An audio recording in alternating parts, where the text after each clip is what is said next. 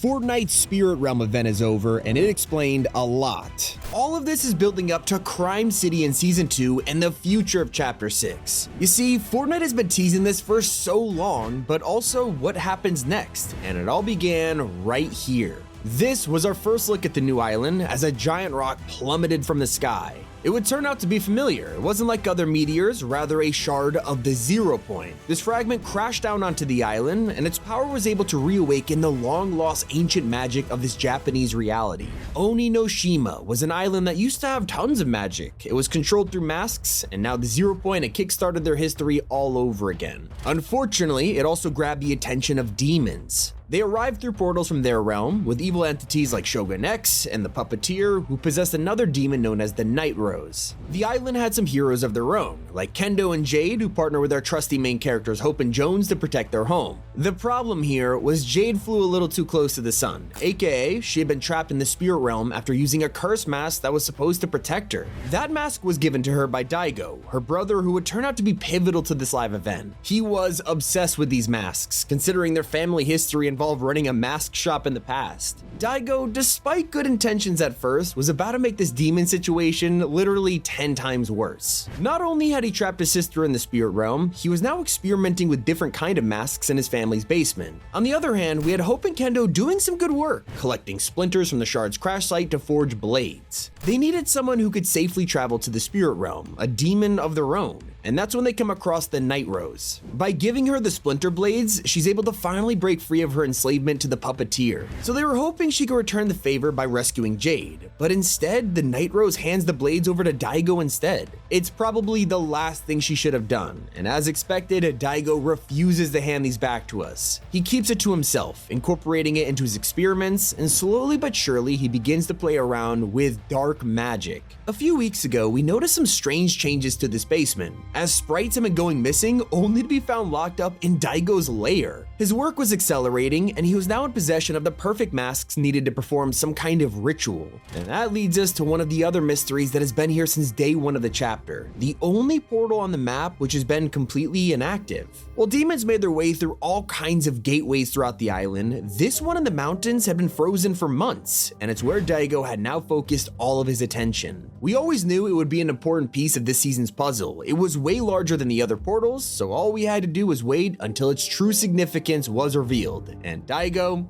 he did exactly that. With the dark magic of these Oni masks in hand, he began using them to make a connection to the portal. As each day passed in real life, we would log in and find a new mask connected, bringing us closer and closer to unleashing the spirit realm. It was clear that everybody on the island had been trying to stop him. 24 hours would pass and his dialogue would change, and he had tons of things to say about individual characters. Talk to him as Kendo on day 1, he would say, "Brother, don't even think about trying to stop me." And he would say similar things to Jones and Hope. And it's here where he would reveal his original motive for opening the portal. He simply wanted to get Jade back from the spirit realm. These intentions were obviously noble, but as we know, he was quickly getting in way too deep. By day 4, he started to realize that the presence in the spirit realm knows about him and his siblings. It's why they took Jade. The demons are aware of their history as ancient mask makers. On this day, his ego was starting to show itself. As he told Hope, "It always falls on me to fix everything. The genius, the eldest son," and mentioned to the Night Rose that, "I'm the only one strong enough to face the darkness in the spirit realm."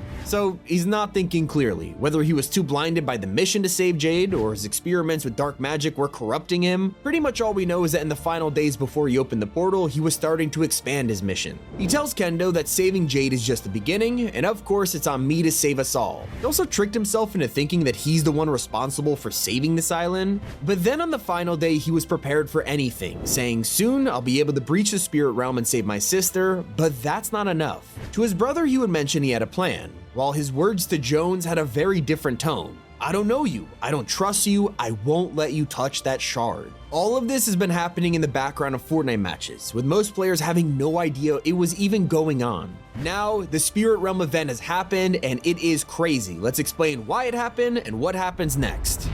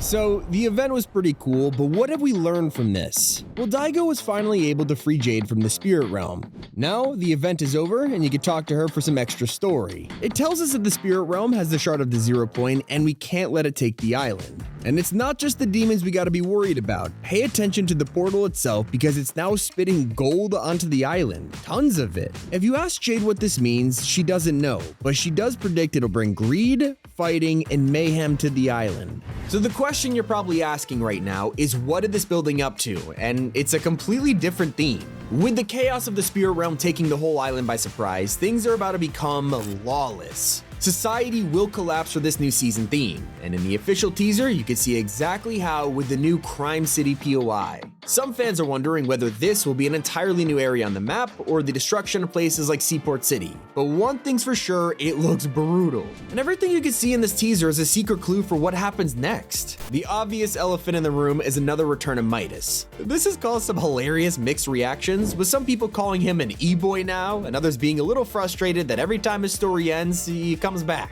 Well, throughout the past few months, we've had people referring to someone as Midas's old friend, and we have no idea if that means this guy isn't actually Midas, or if they're talking about someone like Big Dill. Yes, he's the new main character of Chapter 6. As we move on from stories like Daigo and the Masks, we're turning to a more crime-focused plot for next season. They literally have been teasing it right under our noses. If you've seen my previous videos, you'll know that we've been watching this abnormally large pickle growing in the Kappa Kappa factory, and it's been going on for a couple weeks. It all started when players found a strange drawing on the CEO's desk outlining plans to grow a fully conscious pickle. Then the experiments began, and we could see it physically growing on the map, and next season he'll be alive and thriving as Big Dill. He's a pickle who seems to be a part of a famous rap duo known as the Tasty Boys, and well, Fortnite went out and tweeted this tour poster earlier this week with a Spotify playlist apparently curated by Dill. I will say it was a joke, but when you open the playlist, it was literally just songs that were named after food and drinks. Take a look closer at the teaser in Crime City though, and you'll see a mugshot of Dill along with the message that says he has a new single dropping soon. That's not all, they even named the tagline of the season after him. It's called Lawless, Deal With It. And if you still weren't convinced this guy is gonna be a huge character, Epic already created a life-size costume and they posted a real-life photo of him in the studio. Now let's go back to this teaser again, because it tells us so many insane secrets about next season, like the restaurant in the background. As you can see, it's a pig mascot on the roof, and fans have connected this with a recent survey skin that shows a pig-headed butcher, probably our first look at one of the Battle Pass skins. What about the gameplay features? Well, check out this armor bank van in the middle of the road. The doors have been blown off, and you can see exactly how with a giant drill laid next to it. This could be our first glimpse of some kind of new drill item that lets us break into these trucks. And we do know that leakers have been talking about some kind of robbery gameplay that'll be a part of the season, and this might be our first teaser of it. I wonder if we'll have to work together to break into moving trucks, or maybe we'll just steal them instead with a vehicle hijacking feature that's been leaked for a long time now.